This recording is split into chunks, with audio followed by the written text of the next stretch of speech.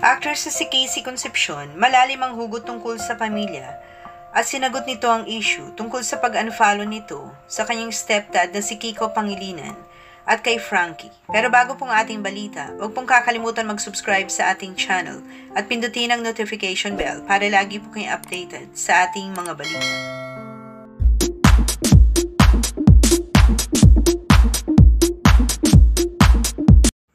Ito lamang August 29, sa programa ng Christy for Minute, naglabas ng saloobin ng aktres na si Casey Concepcion tungkol sa mga pinagdaraanan niya at aminadong apektado nito ang kanyang mental health.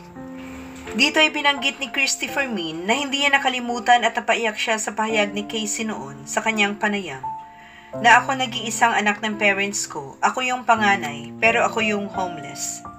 At habang nakikinig si Casey sa sinasabi ni Christy for Minute, ay halatang pigil nito ang pagbatak ng luha at pinipilit na ngumiti. Paliwanag ni Casey tungkol dito, parang ano po kasi ang ibig kong sabihin sa ganung word.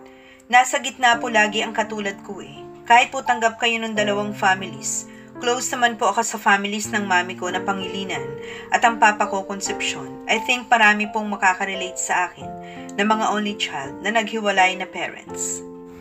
Dagdag pa ni Casey, mahirap po at wala namang may kasalanan, sadyang iba pa rin po yung pakiramdam na lumaki ka from beginning to end na parang buo ang pamilya, na umpisa pa lang po, yun na. Like kapag kasama ko po yung mga pinsan ko sa Cuneta side, ganun po yung nararamdaman ko, na may connect sa childhood mo, na parang kayo to, and mahal na mahal ko naman po yung mga pamilya ko, pero meron at meron pa, komplikasyon sa pamilya.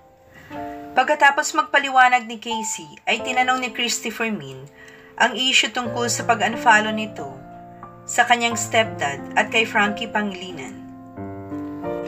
Paliwanag ni Casey, kapag showbiz po talaga tita, parang hindi naman po masama na magkaroon ng time na meron kayong ina-unfollow, meron kayong ipa-follow. Mahirap lang po talaga kapag showbiz po ang family, lahat pinupuna po.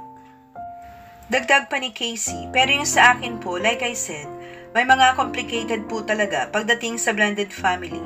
Meron din talagang mga times na hindi po perfect. Hindi po kami perpekto at hindi po talaga kailangang perfect. So wala naman akong gustong ikwento pa, apart from the fact na I just want peace of mind. I want to be happy. I want my family to be happy.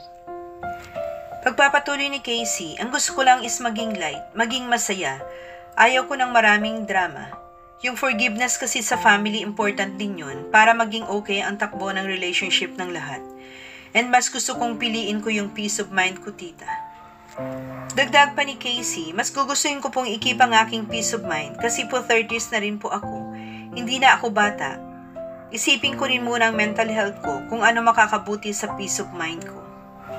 Kasi importante yun para mahalin ko ang mga taong in the way na kaya ko. Hindi po ako perpekto talaga, pero pinipilit ko pong maging mabuting anak. Maraming salamat po sa inyong panunood. Huwag pong kalimutan mag-subscribe para sa iba pang showbiz updates. Kita-kita po tayo sa aking next video. Thank you.